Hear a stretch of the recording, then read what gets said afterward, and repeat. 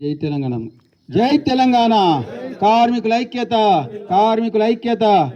ఈరోజు తెలంగాణ బొగ్గుగని కార్మిక సంఘం ఏరియా వర్క్షాప్ ఆధ్వర్యంలో, కమిటీ ఆధ్వర్యంలో ఏర్పాటు చేసిన గేట్ మీటింగ్కు అధ్యక్షత వహిస్తున్నటువంటి మన గాజవేని శ్రీనివాస్ పిట్ సెక్రటరీ గారికి, మన నాతో పాటు ఇక్కడికి వచ్చినటువంటి TBGK central vice president Mangilal గారికి, ఏరియా కార్యదర్శి మారిన వెంకటేష్ గారికి, సెంట్రల్ జాయింట్ సెక్రటరీ కిరణ్ గారికి, స్టోరు పిట్ సెక్రటరీ గణపతి గారికి, మరి తెలంగాణ ఉద్యమకారుడు వైకుంఠం గారికి, ఇక్కడికి ఇచ్చేసినటువంటి వెంకటేష్ గారికి, అసిస్టెంట్ పిట్ సెక్రటరీ సురేష్ గారికి, మా టీబీజీ కేసు సీనియర్ నాయకుడు రమేష్ గారికి, వేదిక ముందు ఉన్నటువంటి లక్ష్మీనారాయణ సార్కి, అట్లనే మిగతా తెలంగాణ ఉద్యమకారులకి, సింగరేణి ఉద్యోగులకి, మహిళా సోదరి వాళ్ళందరికీ కూడా మరొక్కసారి పేరు పేరున తెలంగాణ ఉద్యమ వందనాలు. మరి మీకు తెలుసు, ఇప్పుడు గెలిచిన సంఘం మనం కాదు. గెలిచిన సంఘం ఉన్నప్పుడు 9:30 దాకా మీటింగ్ పెట్టినా ఏమనకపోయేటోళ్ళు. ఇప్పుడు మీరు గెలవలేదు కాబట్టి జల్దీ ముగించాలని అంటారు కాబట్టి జల్దీ ముగించుదామని మొదలు పెట్టేటప్పటికే 7:08 అయింది. మరి 8:15 వచ్చి బంద్ చేయమంటారు కాబట్టి అది తొందర. మళ్ళీ గెలిచినాక ఎంతసేపు అయినా మాట్లాడుకుందాం. ఓకే సోదరులారా, ఇప్పుడు మన సోదరుడు చెప్పారు, ఇది రేపు ఎల్లుండి మీ కరపత్రం మీ చేతికి వస్తుంది. టీబీజీ కేసు మరి తెలంగాణ కేసీఆర్ గారు తెలంగాణ ఉద్యమం మొదలుపెట్టిన క్రమం నుంచి మరి ఈ కరపత్రాలలో మీకు తెలియజేయడం జరిగింది. అంటే మనం 2012 నుంచి 2023 వరకు గుర్తింపు సంఘంగా ఉన్నాం. బెల్లంపల్లి ఏరియాలో మాత్రం 2007 నుంచే ఉన్నాం. ఇక్కడ సింగరేణి అంతా లేం, ప్రాతినిధ్య సంఘంగా ఉన్నాం. 1-2 ఏరియాలకు వెళ్తే ప్రాతినిధ్య సంఘం అంటారు, సింగరేణి లెవెల్కి ఎక్కువ ఓట్ల గుర్తింపు సంఘం అంటారు. మనము తెలంగాణ 2014లో వచ్చింది. అంటే మనం 2012లో గెలిచినా, 2007లో గెలిచినా, తెలంగాణ కేసీఆర్ ముఖ్యమంత్రి అయింది 2014లో. అంటే 2007 నుంచి 2014 దాకా 7 ఏళ్ళు గవర్నమెంట్ లేదు మనది. అయినా మనం చాలా హక్కులు సాధించినాం. ఆ హక్కులు కేసీఆర్ ముఖ్యమంత్రి అయినాక తను ప్రభుత్వంలోకి వస్తే, తెలంగాణ వస్తే ఇస్తానన్న హక్కులు కూడా ఇందులో మొత్తం తెలియజేయడం జరిగింది. మధ్యలో నేను కూడా ఒకటి చదువుతాను. మరి ఈ కరపత్రంలో 200 హక్కులు కేసీఆర్ ఇవ్వడం జరిగింది. ఇలా పట్టలే కరపత్రంలో. ఆ ప్రింటింగ్ ప్రెస్ అయిన గిట్లాంటి కరపత్రం కూడా నా గిరాక్ అంతా చెడిపోతుంది, ఆయన ఇంకో టైప్ చేయించుకున్నాడు, ఇంకోటి తర్వాత టైప్ చేయించాం. నేను అడుగుతున్న ఈ ఏమేం చేసినామో అన్ని రాసినాము. ఉదాహరణకు టెక్నీషియన్స్కు 2011లో వాళ్ళకు కేటగిరీ 1 అప్పుడు హెల్పర్ అని చేస్తుండే. కొత్తగా ఎలక్ట్రీషియన్ వస్తే హెల్పర్ చేయాలి. ఫస్ట్ ఇయర్ ట్రైనీ చేయాలి, సెకండ్ ఇయర్ హెల్పర్ చేయాలి, తర్వాత 4th ఇచ్చేది. మనం ఏం చేసినాం, దాన్ని మార్పిచ్చి ఒక హెల్పర్ అంటే ఏం చేసిండ్రు, బావి మీద ఉన్న ఈ 4 మేన్లు నాలాంటి ఓర్వరు కదా కొత్త వాళ్ళను. నీకు హెల్పర్ అనేది కాబట్టి నువ్వు హెల్పర్ వాళ్ళరా అని పాపం ఐటీఐ చదివిన హెల్పర్ పంపుడు. ఫస్ట్ ఇయర్ ఏమో ట్రైనీ, సెకండ్ ఇయర్ ఏమో హెల్పర్ పంపితే అవమానం కదా. దాన్ని మనం కొట్లాడి ఆ హెల్పర్ తీసేపించి ట్రైనీ నుంచి డైరెక్ట్ 4th కేటగిరీ ఇప్పించినాము. ఇప్పించి వాళ్ళకు పాతోళ్లకు ఎరియర్స్ ఇప్పించినాం. అంటే అట్లాంటిది దీనిలో రాయలే. అట్లనే మీకు తెలుసు, ఈ వర్క్షాప్లో ఫిట్నెస్ ఇవ్వడానికి కోసం, సౌండ్ ఎక్కువైందా, ఫిట్నెస్ ఇవ్వడానికి కోసం ఇక్కడ బండ్లు వస్తాయి. కార్మికుడు కానీ కార్మికుడి ఇంట్లో ఎవరైనా చనిపోతే ఆయన ఇంటికి డెడ్ బాడీని పట్టుకపోవడానికి అంబులెన్సులు పానం ఉన్నోనే పట్టుకపోతా కానీ చచ్చిపోయినోని పట్టుకపోను అంటే, చచ్చిపోయిన వాళ్ళని పట్టుకపోవడానికి కూడా అంబులెన్సులు పెట్టించినాం. అవునా కదా రసూలు? అది కూడా ఇంట్లో రాయలే. అంటే ఇట్లాంటి రాయని ఇంకొక 100 ఉన్నాయి, రాసిన యొక్క 60-70 ఉన్నాయి కాబట్టి చెప్తున్నా. ఆఖరికి నేను ఏం కోరినా అంటే, మేము బాగా చేసినాం అంటున్న ఏఐతే ఏఐటీసీ ఉందో, మా అంత ఎవడు కొట్లాడని మాట్లాడిన ఏఐటీసీ ఉందో, ఈ డిసెంబర్ 2023 నుంచి ఈ రోజు వరకు, అంటే ఈ రోజు వరకు 2 సంవత్సరాలు 4 నెలలు అవుతుంది. అట్లనే ఐఎన్టీసీ 5-6 ఏరియాలో గెలిచింది, వాళ్ళది కూడా 2 సంవత్సరాలు 4 అవుతుంది. అట్లే కాంగ్రెస్ ప్రభుత్వం వచ్చింది, అది కూడా 2 సంవత్సరాలు 4 నెలలు అవుతుంది. నేను అడిగిన ఈ కరపత్రంలో టీబీజీ కేసు అడిగినా, మనం ఏమని, మేము గన్ని చేసినాం కదా, మీరు ఎన్నికల ముందు ఇట్లాంటి పత్రం ఇచ్చారు, ఏమని కలర్ పత్రం ఇచ్చారు, ఒకటి ఎర్ర పత్రం, ఒకటి పచ్చ పత్రం. ఒకలేమో 47 హామీలు మేనిఫెస్టో అంటారు. మేనిఫెస్టో అంటే ఏంటిదంటే, నేను ఓట్ల ముందు ఇస్తారు మీకు, ఏమని, నేను గెలిస్తే ఇది చేస్తా అని. ప్రభుత్వం ఒకటి ఇచ్చింది, ఐఎన్టీసీ ఒకటి ఇచ్చింది, ఏఐటీసీ ఒకటి ఇచ్చింది.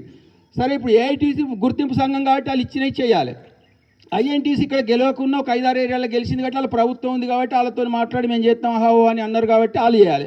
ప్రభుత్వం ఎట్లా ఇచ్చింది కదా గ్యారంటీలు సింగరేణి కార్మికులకు, అవి చేయాలి. ఈ ప్రశ్న కింద అదే అడిగినాం. మేము కరపత్రం రిలీజ్ చేసినాం, మీరు ఈ 2 ఏళ్లల్లో సింగరేణి కార్మికులకు మేనిఫెస్టోలు చేస్తామని చెప్పినాయే, మీరు వేరే అవసరం లేదు, చేస్తామని చెప్పినాయే ఏం చేసినారో మీరు కరపత్రం విడుదల చేయండి కార్మికులకు అని బహిరంగంగా అని చెప్పి మేము ఇలా డిమాండ్ చేయడం జరిగింది. కరపత్రాలు మీకు రేపు అందుతాయి. ఒక విషయం.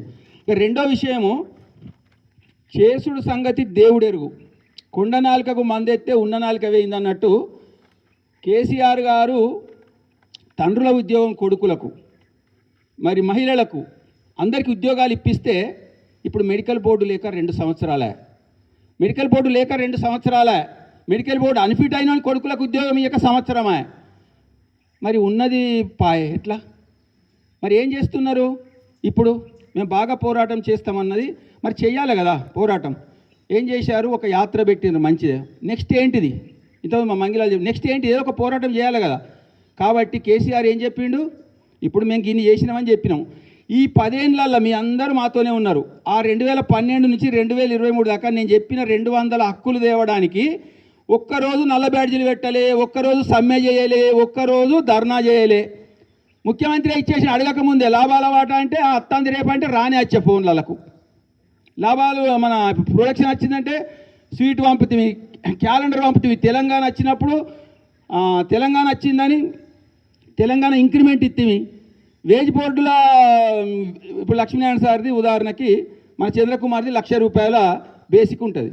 అంటే వాళ్ళకు ₹1,000 కరెంటు బిల్లు కట్ అవుతుంది కోల్ ఇండియా మొత్తంలో. ఈ జాతీయ సంఘాలు AITC, INTUC, HMS, BMS, CIT వాళ్ళు కేసీఆర్ రావంగానే మీరు బొగ్గు తీస్తారు, మీ బొగ్గుతో కరెంట్ వస్తుంది, మీరు కరెంటు బిల్లు కట్టుడేందా, చల్ ఆ కరెంటు బిల్లు బంద్ అని మీకు నెలకు 1000 మిగిలిస్తాడు. మీకు ఎంత మిగులుతుందో గుర్తుపెట్టుకోండి. 500 చెందకు వచ్చినప్పుడు కొందరు రాస్తలేరు, మీకు నెలకు ఎంత మిగులుతుందో ఇప్పుడు నేను చెప్తా. తెలంగాణ ఇంక్రిమెంటు తెలంగాణ వచ్చినప్పుడు 2014 లెవెల్ అయితే అపాయింట్మెంట్ ఉన్నారో నాకే 800 వచ్చింది. ఈ రసూలాలకు కూడా 1000 వస్తుంది.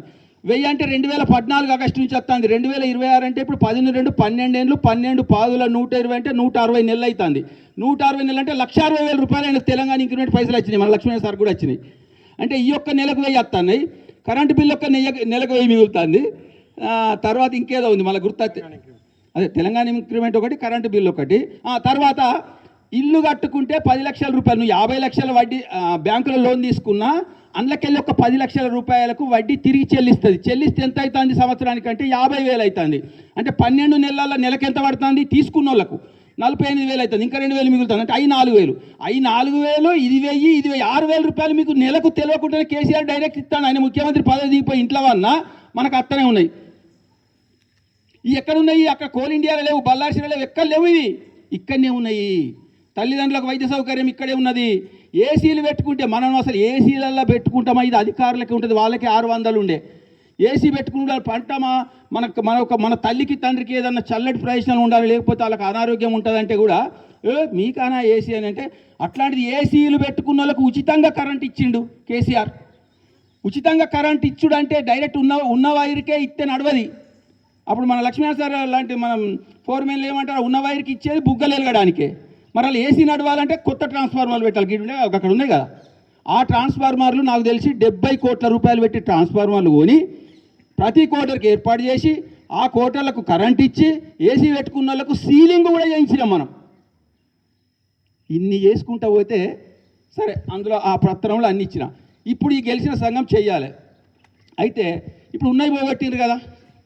మరి కేసీఆర్ ఏం చెప్పిండు? 1969 నుంచి తెలంగాణ రావాలని మస్తు మంది కొట్లాడినరు. 69లో పాపం 369 మంది చనిపోయినరు. తర్వాత శ్రీకాంత్ ఇట్లా అందరు చనిపోయారు. ఆఖరి కేసీఆర్ ఏం చేసిండు 2009లో? ఇక ఇట్లయితే కుదరదా మెల్లమెల్లగా మాట్లాడితే. ఇక కేసీఆర్ చచ్చుడో తెలంగాణ వచ్చుడో అని ప్రాణాలకు తెగించి నిరాహార దీక్ష చేసి ప్రాణాలు కొసదాకా పోయిన తర్వాత కేంద్రం దిగచ్చి తెలంగాణ ఇచ్చింది. అవునా కదా? అంటే కొట్లాడితేనే వస్తుందని మేము ఇక్కడ అంటాను.